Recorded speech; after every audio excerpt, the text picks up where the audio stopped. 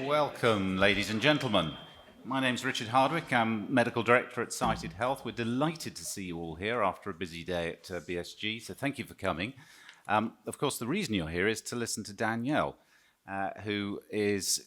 what she doesn't know about Capsule Sponge and the implementation and how to use it isn't worth knowing. So she's recently published a fabulous paper in Frontline Gastroenterology, which I thoroughly recommend that you read. But she's going to give you an overview of that this evening and then answer your questions, because that's always the most interesting thing. So Danielle, without any further ado, over to you. Thank you very much, Richard. That's a nice introduction. And thank you to all of you for staying at the end of what I think was a really good first day of the BSG. I hope you'll agree with me. But well done for staying for this long, so you deserved your glass of wine. This is the Lister Hospital, Eastern North Herts NHS Trust, very auspicious. It is a district general hospital between Cambridge and London, which sets it up very nicely for clinical research. But it is a district general hospital, so I think that a lot of our data is applicable to many of the trusts who are here today, and that's why I think it's important. There's my disclosures. And I think this is probably the most important slide. So Capsule Sponge is very much a team sport, okay? We can't run a service without our fabulous nurses, great colleagues who send us patients, good relationships with our industry partners, good relationships with our managers, in fact, and our research fellows, a lot of whom are pictured here. So thank you to all of them. You're very much at the heart of all of this. I'm going to talk a little bit about how our service is set up, then talk a little bit about the evidence for the use of Capsule Sponge in reflux management, and a little bit more about the paper that we've just published in Frontline. If I get a bit boring, I'll skip some slides out. So what were the triggers for change? Well, I think for many of us, this was the COVID pandemic, wasn't it? We were worrying about those missed and delayed patients in the pandemic who were sitting in a big pile of waiting lists for routine endoscopy. We also wanted to identify our patients' diseases earlier. We wanted to streamline our reflux services and certainly wanted to avoid unnecessary gastroscopy and reduce our waiting lists. For our Barrett's patients, we very much wanted to avoid unnecessary surveillance and improve the patient experience. And going forward, we were looking to organise a sustainable service and appropriate use of our resources. So we redesigned our early diagnostic upper GI service at the Lister Hospital to a consultant-led nurse-run service with 3 main use groups in secondary care currently in practice. So our first is, and there's an interesting little red umlaut on there, I think especially for Marcel. I don't know where that's come from. Acid reflux, which is a new clinical triage service, which I'll talk about in detail. And our other 2 use cases are Barrett surveillance, which we run as a clinical service and as part of the BEST4 surveillance study. And over the last 2 years, we've also expanded our use of Capsule Sponge into eosinophilic esophagitis. And for those of you who are interested, we've got a paper in the esophageal section tomorrow talking about the results of some of that work.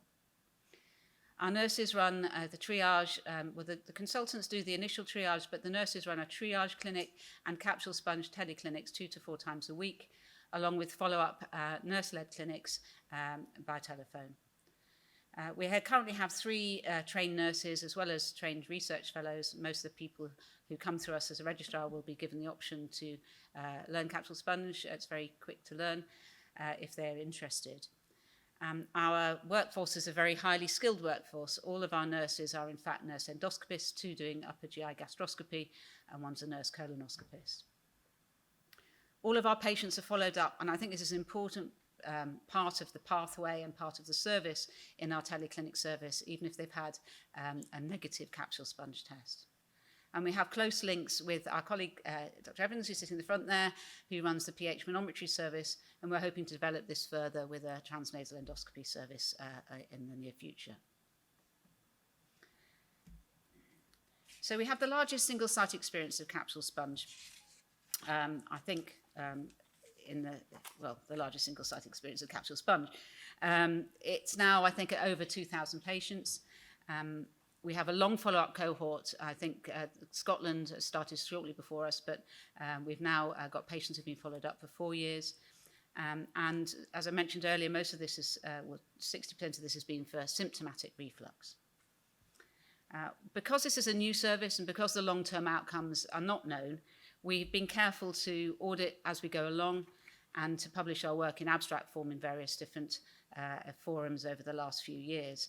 And that's all come to fruition really in the last year with the publication of our work last week in frontline gastroenterology, but also the NHS England pilot study and a paper that just came out today, which is the results of the Delta Barrett's surveillance study. So why do we need to consider changing how we investigate our patients? And this all comes down to appropriate endoscopy. And there's this fantastic paper from the National Endoscopy Database last year, which I'm sure many of you have read or are aware of, when they looked at 382,000 gastroscopies in symptomatic patients, half of whom had reflux symptoms. And the pickup of cancer was really low. 0.68% had cancer, compared with those who had dysphagia when there was a 10% pickup of cancers. And many of these patients were under 50, and most of them were women, in spite of men having 3 times the increased risk of cancer. So as a result, 90% of gastroscopies done for symptomatic patients in the UK are normal or only have minor pathology. And I think that's pretty damning, really, of our service. So what is the evidence we've got currently for capsule sponge use to triage patients with symptomatic acid reflux? Well, I've just outlined the main studies here, 3 main studies looking at unselected patients in secondary care. These are patients with routine symptomatic referrals for mainly reflux symptoms. And there's the NHS England, NHS Scotland pilot studies have been published, and our study for long-term follow-up. Of course, there have been some selected patient screening studies. There's a landmark BEST-3 study in primary care, as well as a paper published this morning, a paper presented this morning, which I'll discuss a little bit, the Cytoprime 2 study in primary care. And Rayhan Haidri, of course, also published his work on the taxi drivers of London. And the BEST-4 screening study is currently in progress, which is targeting a specific group of people.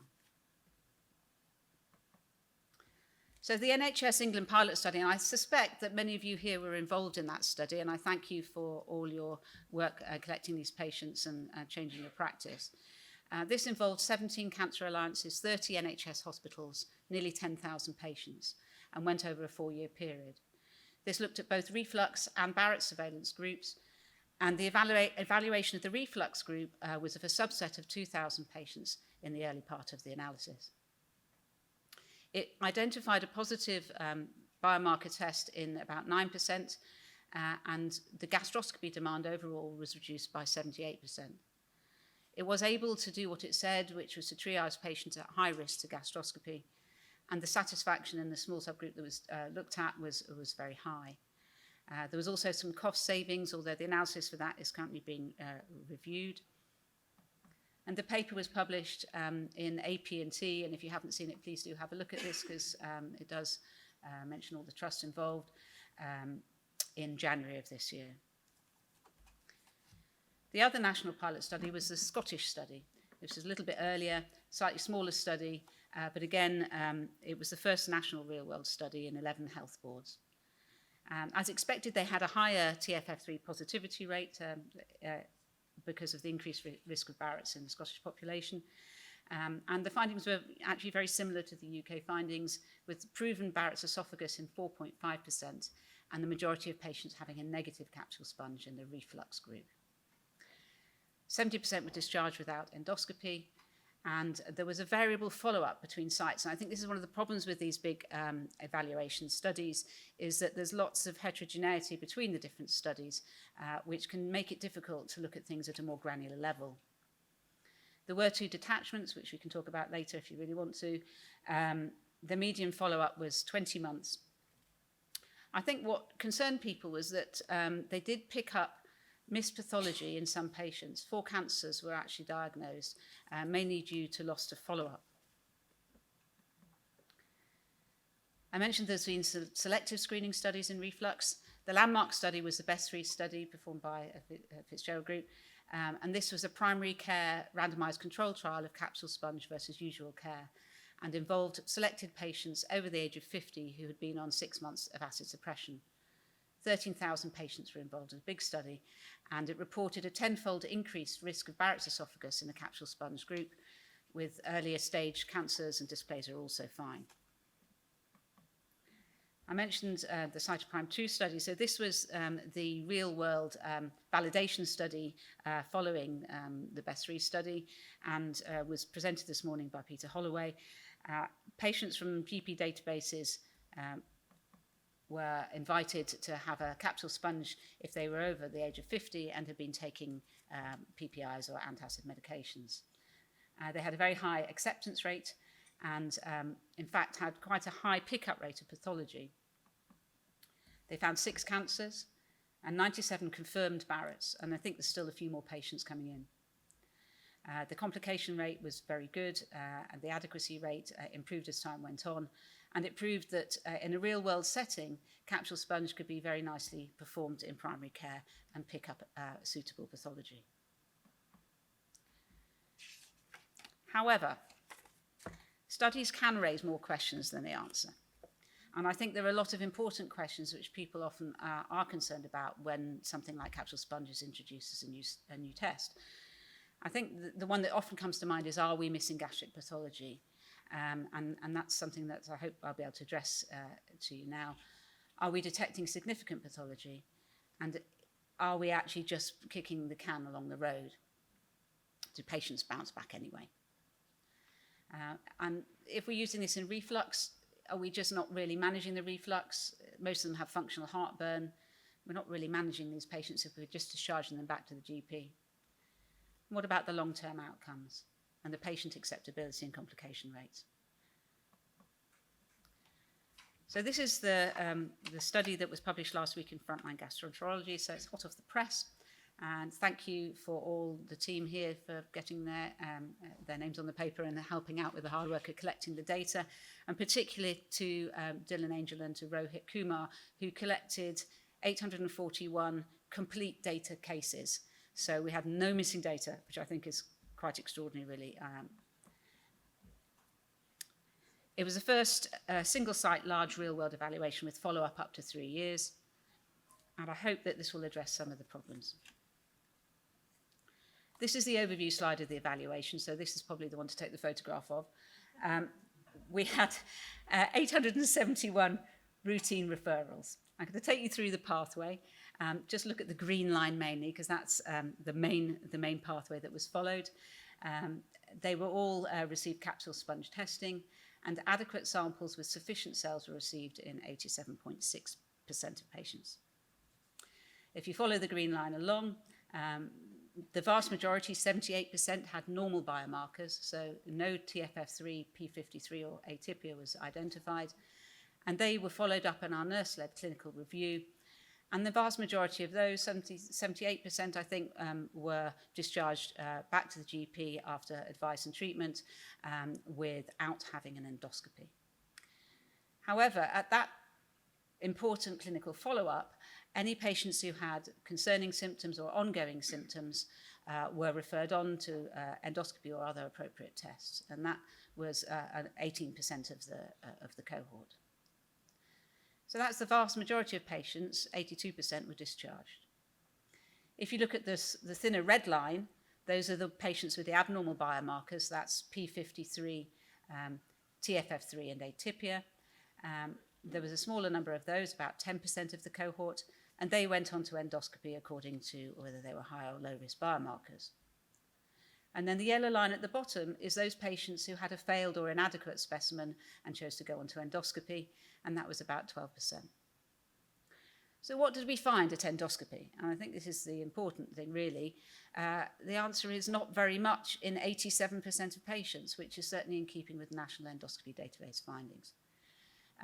We did find one esophageal cancer, which was picked up by capsule sponge, and we found one gastric cancer, who was picked up by our very fantastic nurses in the front row here, because when they came for their capsule sponge, they were presenting with some symptoms that they were concerned about, and they booked them in for a gastroscopy 2 weeks later. Remember, this was a routine referral. This patient could have been sitting on a waiting list for another 6 months. We picked up 2 patients with dysplasia who had both been treated. and 34 new patients with Barrett's esophagus with confirmed intestinal metaplasia. The positive predictive value for capsule sponge tests in Barrett's esophagus was 43.5%, and the negative predictive value was a high 98.2%. The acceptability, which I'll go over later, was very high. And overall, the median follow-up was 27.24 months, with a range of 12 to 48 months, so everybody had at least 1 year of follow-up, and that's over 2,000 patient years. Not sure how well this projects, but this is the biomarker results for those of you who know about these things. Just to remind you that the main biomarkers that the capsule sponge picks up are TFF3, trephine factor 3, which is a marker of intestinal metaplasia, which is the hallmark of Barrett's esophagus, and P53, which is a marker of dysplasia. And the samples were also looked at for cellular atypia. So just to run through this again, in slightly more detail. Again, if we go down through the green pathway, those are the patients who had a negative TFF3, so unlikely to have Barrett's, 78%. And most of those went on to have a teleclinic review and were discharged. There were 4 patients who had a negative TFF3 test but had atypia or P53. And those patients were directed to urgent endoscopy, and one had non-dysplastic Barrett's esophagus, one had focal IM of the GOJ, one had IM negative atrophic gastritis, and one had esophagitis. In the pathway at the top, you can see the patients who had the orange pathway, you can see the patients who had a positive TFF3 test, and that was 9%. And those can be separated into those who didn't have any high-risk biomarkers, who went on to routine gastroscopy, and those few patients, there were only 2 in fact, who had atypia or P53, who went on to urgent endoscopy. And in those patients, one had a T1 esophageal cancer that's been successfully treated, and one had a non-dysplastic Barrett's esophagus but has been followed up. In the bottom line, we've got the 12% who had inadequate sponges after 2 samples who went straight on to endoscopy, and some of those went on to routine endoscopy for symptoms, and overall 82% were discharged. Very briefly here, looking at the biomarkers themselves by age and by gender, one would expect that there'd be a higher TFF3 positivity rate in men than women, but in fact, because this cohort was quite a young cohort and predominantly women, that wasn't the case. What Professor Fitzgerald actually suggested we do was to divide them into the higher risk categories that have been identified by the best 3 cohort. That is over 55 years for men and over 65 years for female as a higher risk category. And lo and behold, there was a significant difference in the pickup of TFF3 positivity and any positive biomarker in the high risk group compared with the low risk group. So this was the poster that our research fellow Rohit did, which was presented at lunchtime, unfortunately not by him, today as a flash presentation. This was looking at endoscopic yields compared with the National Endoscopy Database. And I'll just take you through this. Just to remind you, our service was designed so that all the negative sponges had a nurse-led clinic, and most were discharged. So what did they show? Are we missing any pathology? If you look at the first column, these are the patients who had an endoscopy because they had an abnormal biomarker, and 34% had Barrett's esophagus. The second column is the patients who had normal biomarkers but were sent to endoscopy by our nurses because they had persistent symptoms. And you can see they had a really low pickup of Barrett's, only 1.8%. And if you compare these with the symptomatic patients on the National Endoscopy Database, they had around 4 to 5% of patients had Barrett's esophagus, so a significant improvement in pickup with the abnormal biomarkers. If you look at the groupings that were used in the National Endoscopy Database, you can also see that major findings were much more common in those with an abnormal sponge and very rare in those with a normal sponge. And that compares with about 10% in the National Endoscopy Database.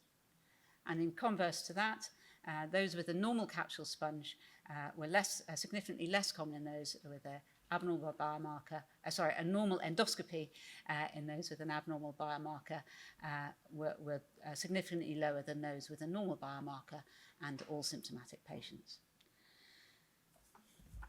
So we can see, I think, that capsule sponge triage enriches the significant findings in those who do end up having an endoscopy. So I think this is quite a good thing. It's good for training. It means we're not doing lots of normal endoscopy. It means that when our endoscopy trainees are in the room, they're much more likely to see something. And they're much more likely to see something that has been flagged up already by a positive sponge, which improves your pre-test probability of picking something up. And that trains your eye. I think these are really important things, especially with our rising pugic levels that have been so eloquently displayed today in the presentations, that we can take positively away from this. It's also certainly a great improvement in resource utilisation. 62% don't have an endoscopy, and the negative predictive value for significant finding is very high at over 97%. So we're really not missing very many significant things at endoscopy. One gastric cancer was found, and I've explained that was found certainly a lot quicker than it would have been in a routine endoscopy system. Briefly about the histology, because some people say, well, you're picking up TFF3 positive, how does that translate to Barrett's? We've fully described the pathology in our paper, so I'm not going to go through it all. But just to say, we had 46 patients with Barrett's in the whole cohort, and 39 had confirmed intestinal metaplasia. The mean C length was 1.7 centimetres and M length was 2.8 centimetres with a range of 0.5 to 13 centimetres. So they're quite a diverse group. Out of the 25 patients with a positive TFF3 who had Barrett's, 23 out of 25 had intestinal metaplasia. And all of the patients who had a negative capsule sponge but had endoscopic Barrett's were all very short segments, C0, M1, and only one of them had any evidence of intestinal metaplasia. So far, 20 patients have gone on to a surveillance program with non-dysplastic Barrett's esophagus. That's about 2.3% of the cohort. Let's answer the next question. Don't patients with reflux just bounce back and have endoscopy anyway? Well, that's not what we've shown. As I said, we've followed up over 2,000 patient years, and these Kaplan markers look at the endoscopy-free survival, if you like, over time since the capsule. And overall, over the whole time period, 76% of patients with a negative capsule sponge avoided endoscopy. And if they did have an endoscopy, it's likely to be within the first year. The curves are slightly separate, and that's because after the COVID years, obviously the availability of endoscopy meant that more endoscopy was performed, but it's still in the first year, and it still does not go above the 70% level. That's just a summary of the findings from our study.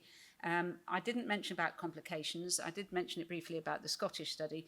We had one detachment during our study quite early on with a previous version of the capsule sponge, which is not currently being used in our trust.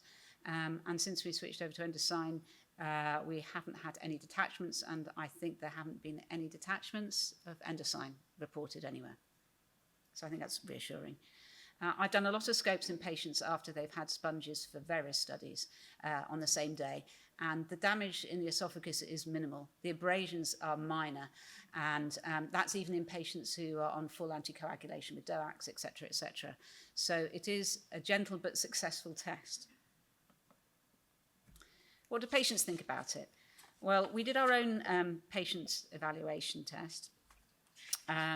We gave them a sheet, and we didn't want to really make it very complicated as they were leaving the department after they'd had their capsule sponge. We used a validated pain score, which is this smiley face score, the Wong-Baker score, and got very good returns on that. So this has been presented before as a poster. We had 829 patient experience surveys complete in the first 3 years. 97.5% found the test acceptable. 92% reported only very mild discomfort or no discomfort. And because this was a group of patients, both Barrett's and reflux, about half of them had already had a previous endoscopy, and they were able quite clearly to express a preference in 86% for capsule sponge over gastroscopy. As a sideline, in our first 1,000, We avoided 670 gastroscopy procedures. And we have presented this as a poster, and I know that Anjan Dar is presenting some work tomorrow in the sustainability session about carbon waste and carbon and plastic waste, and certainly that is a significant improvement. So what have the challenges been about setting up a service like this? Well, I think courage and belief were sort of learning as we went along in the early days, because it was COVID and because there wasn't much evidence out there. But the evidence has accrued quite rapidly, and it's been important to take that forward. There's been trouble getting sufficient admin time and clinical lead time, as there always is. And the financial and job security for the future is always something that we worried about. Encouraging new referral patterns can be challenging, and overcoming skepticism for change, particularly in colleagues who've worked the same way for 50 years, can also be tricky. We got over that by inviting all our refluxing consultants during COVID to come and have a sponge, and I think they all were quite happy that they didn't have to have an endoscopy. And since then, the referrals have gone up. That's just anecdotal. I think it's important that we monitor our success rates and our sample adequacy. Very important to make sure that we keep our standards high. And obviously keep an eye on the complications, but these are low. Triumphs. Well, I said it was a team sport.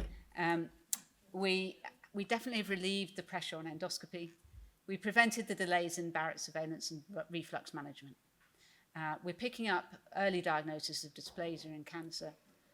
We've identified patients to discharge from surveillance. We've managed to discharge about 10%. I haven't really talked about Barrett surveillance today, just by identifying those patients with a negative sponge and going back through their records and identifying that they don't really have Barrett's, or they don't have significant Barrett's that need surveillance. So useful if you've got a cohort of patients to look back at those and see who you might be able to discharge.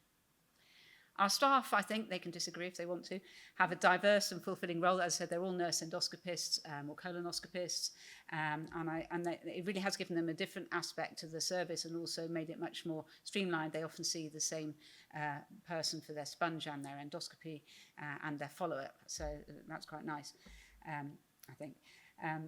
It's addressing the green agenda and certainly seems to be improving the patient experience. So finally, I'm going to talk about something I was always told not to talk about, which is money. A little bit here about what's been worked out as the cost of delivering capsule sponge. And a lot of people say this isn't a financially viable use of money because a third of the patients come back for endoscopy.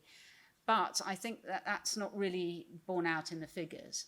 The capsule sponge test, Cited have worked out, it comes out at about £425 when you include various things like the nursing time and the test and the cytology and admin support.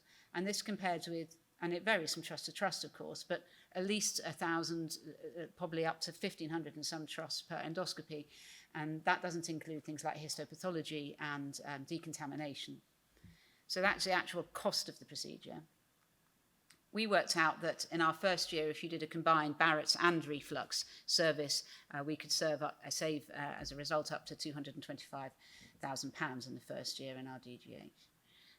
That might be an underestimate, actually. Depends how many you do.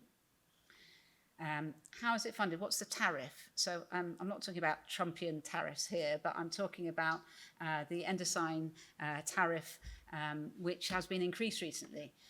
So that's now £454, and that compares very favourably with the gastro procedure with biopsy, which is £499. So you can see that the difference between the tariff and the endoscopy costs is even bigger, and I think that will be borne out in cost effectiveness going forward. So last slide. What's good? What can we improve? Well, I think we've shown that we've made a big improvement in our resource management. We can reduce costs and waiting lists and reduce unnecessary gastroscopy safely.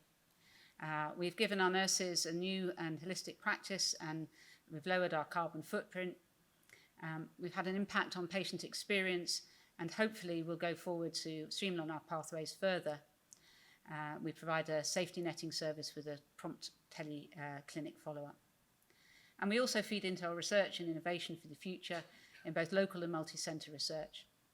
We've got a direct access pathway planned with our local GPs, And we'd like to standardise our clinic follow-up a little bit more and stratify that so that we can identify patients who might be able to go straight onto pH manometry. And we're planning on doing a same-day TNO, you can correct me if I'm wrong here, James, TNO and pH manometry service so that the patients don't actually even need to go into the formal endoscopy route. I think we need to link further with things like bariatrics, particularly with the new medications coming through. I think that's an area for us to join services with. And of course, we need to secure the long-term funding.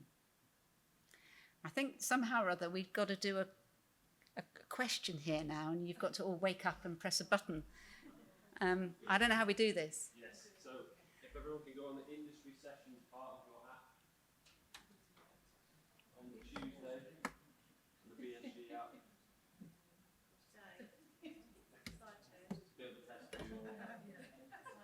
You'll find the Cited Health talk in there on the Tuesday. If you click on that, there's a live polling section. The question will be in there. Oh, it does work. Okay. It does work. Yes. So the question is, if you currently have or consider setting up a capsule sponge service, how do you or would you use capsule sponge testing for symptomatic patients? Okay. So how would you use a capsule sponge service for symptomatic reflux patients? Symptomatic patients. Can you read it? Shall I read them out? We would use it, oh gosh, it keeps moving. We would use it for all dyspeptic patients without alarm symptoms to help decide if they need endoscopy. B, we would use it on patients with chronic reflux but without functional dyspepsia or alarm symptoms. C, we don't use capsule sponge for tested dyspepsia. And D, we don't use capsule sponge but would consider using it in the future. Of course, it might be none of the above, in which case don't vote.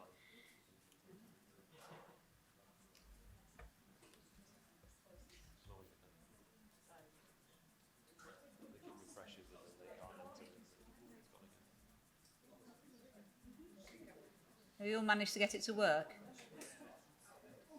Yeah, okay. Alex, what happens now? We've got one last round of Okay. answers, and then we can start the Q&A. So get your answers in now.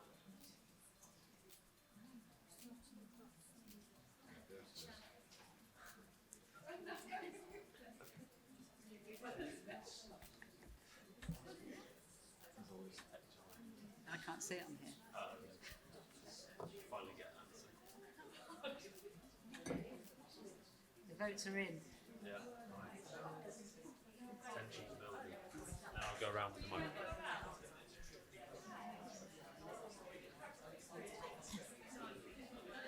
There we go. Oh, that's interesting. Okay, so apparently 61% of you would use it for all dyspeptic patients without alarm symptoms. 26% would use it with chronic reflux with functional dyspepsia, without functional dyspepsia. 3% don't use capsule sponge for dyspepsia, and 11% don't use capsule sponge but would consider using it. Okay, that's interesting that people would use it for all dyspeptic patients, or maybe they just got excited and hit the first button. We specifically don't use it for general dyspepsia. So our patients need to, and this was in the guidelines for the NHS evaluation, have predominantly reflux and heartburn symptoms. So we don't really want the patients with bloating and epigastric pain predominant symptoms because they may have something else altogether. Any questions? Yeah. All right, thank you very much, Danielle.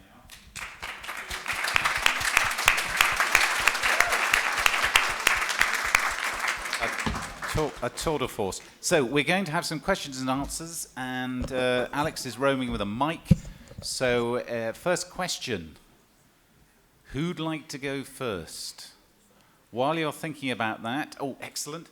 Danielle, can you say, is it an issue if patients have an expectation to come for an endoscopy, and then you're going to tell them, no, you're going to have a capsule sponge? Does that cause trouble or not? Well, we don't tell them they're going to have an endoscopy. Yeah, but the GP might. They might, but actually, no, it hasn't been, is the answer. No? Excellent. 1 or 2 patients, but... Yeah, sometimes the GPs do kind of scaremonger a little bit. Okay. We can talk them out. Well done. Very good. Question over here. Neil Jackson from Brighton. So we are our service is overwhelmed, and so anybody with upper abdominal symptoms that the GPs refer end up getting a gastroscopy, often straight to gastroscopy. So I'm very interested in the first bit that you highlighted, that anybody with dyspepsia or upper abdominal symptoms has essentially have an expectation of gastroscopy. So what might we be missing if we're not using, clearly they've not got red flags, but what might we be missing if we use cytosponge but not a gastroscope? I don't think you'll be missing very much, because we know from the National Endoscopy Database that most of those patients don't have much at endoscopy. However, I think that they are quite a complex group of patients that require further evaluation, and they often do require an endoscopy to exclude a peptic ulcer or celiac disease or other organic diseases, as well as the functional dyspepsia group. And I think they may benefit from an endoscopy. We haven't done that study, so I can't really answer. Thank you for clarifying. More questions? Yes? Thank you. Very nice talk. Sanjay Gupta from Croydon. Reflux and dyspepsia are often used interchangeably by GPs. And in London, we have the dyspepsia referral form, which includes patients with reflux, with dyspepsia, and both. That is a comment or a question. And secondly, I know you have shown us that we are not picking up pathology that we might miss on doing a gastroscopy. But I think related to reflux alone, we are missing hiatus hernias, which is quite important from the management point of view. Do you have any comments on that? I think that if you do a lot of gastroscopy, a lot of hiatus hernias get reported that aren't really relevant. And a lot of patients can be managed symptomatically. Of course, if you've got someone with volume reflux and ongoing symptoms that don't respond to PPIs, they should have investigation. Our preference for that would actually be to do you don't need to take biopsies because you've had a negative sponge, you know, then have Barrett's, would be to do a TNO possibly going forward on, along with a pH manometry, so that we can identify who might benefit from anti-reflux therapy of whatever means you're planning. But I don't think hiatus hernias themselves, small hiatus hernias, are common findings at endoscopy and probably not terribly relevant. Any more? Yes, at the back. Are there any anatomical contraindications to doing capsule sponge, for example, like having a paraesophageal hernia that might catch the sponge? So one of the relative contraindications is a large hiatus hernia. There was one patient whose sponge got stuck at a hospital down the road in their hiatus, who'd had a fundoplication. So if they've had a fundoplication, we would recommend that they probably have an endoscopy rather than a capsule sponge. Having said that, we have done back-to-back endoscopies on a lot of patients who have fairly significant hiatus hernias. I think the main concern is that the sponge might not go all the way down and just sit in the hernial sac, so you might not get a true representation of the samples. But actually, when we look at them, they do have abrasions in the cardia. So often, if they've had a good sponge technique, then the sponge will go down even in patients with a hiatus hernia. The other group that we're sometimes asked about is those who've had bariatric surgery. And whilst that's not a contraindication, I think you've just got to be wary of that. And similarly with patients who have chronic liver disease who may have varices. Although there's been no evidence to support that would be dangerous, it's just makes cognitive sense. Any more? Yes, Lawrence? Lawrence Love at UCL. It's a fantastic work, Danielle. And it's an enormous piece of work that you've done. Congratulations. I just want to push you a bit more on this question of safety netting, because the really, really important question is what happens when you get it wrong? And I sort of, there was so much data here, I'm not sure that I really got that message. You sort of almost sort of politely just as well, you know, most of them are normal anyway. But what about the ones that aren't normal that we don't pick up? And what happens? Well, I think no test is 100%, and we've got the same with Pugics, haven't we? There will be a post-capsule sponge cancer miss rate, and I think that's something going forward that we've talked a little bit about how we can identify that going forward. But I think that will be small if there is safety netting. And certainly we only had one gastric cancer in this 871 group of reflux patients. and because of the safety netting that would have been picked up. The ones that were missed in the Scottish group, and there might be someone here from Scotland who can tell me that, I believe were largely due to loss to follow-up. And another question? Thank you. Hi. Angel Castro Silva from Dorchester. Silly question, and I'm sorry if I misheard something.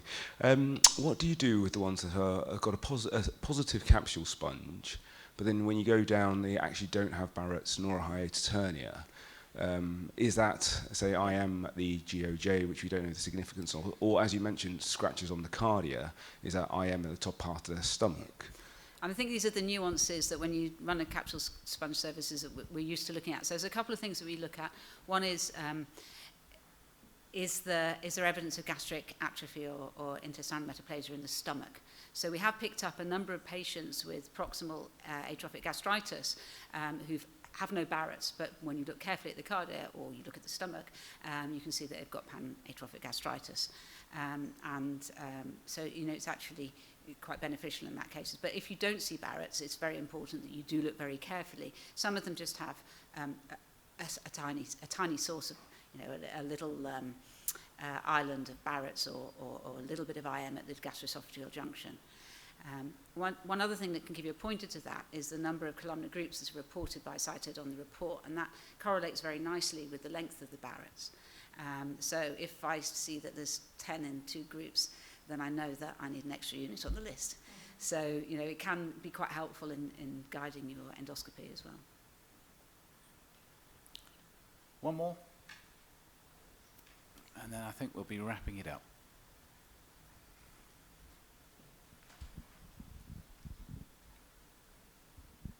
That was an excellent talk, by the way. I was just wondering, you mentioned that you do capsule capsule test, and then you go ahead and do pH manometry. Wouldn't you disregard then the use of imaging, like a barium swallow with endoscopy? It's just that we have that in our guidelines to perform some sort of imaging before we go to exclude any sort of abnormalities that the pH probe or the manometry probe will get caught on. Would you then just go straight into do this testing? Well, we don't normally do barium swallows before pH manometry. If a sponge went down, I think I'm not too worried about. And I don't personally do pH manometry, but Dr. Evans is in the front here. So I don't think that's a concern. But the plan, and this is a plan because we've only just started our TNO service, is that they would have a TNO first. You'd identify your markers. Is this right? James, tell me if I'm saying it wrong. And then you'll be able to go ahead with the pH manometry. And also you've got the advantage of being able to check out the stomach to just be sure there's nothing else going on. Very quickly, last one. Yeah, this is a question more for you. Is there any chance of reducing the size of the capsule based on the data we presented in the morning?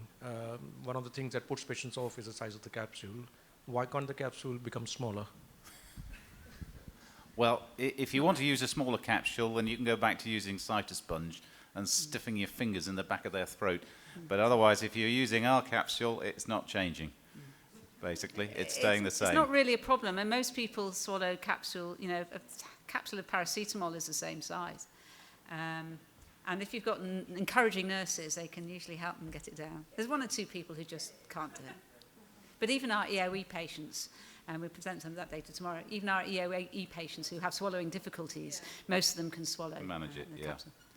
Right, we're going to have to wrap it up because we're out of time. Thank you very much indeed.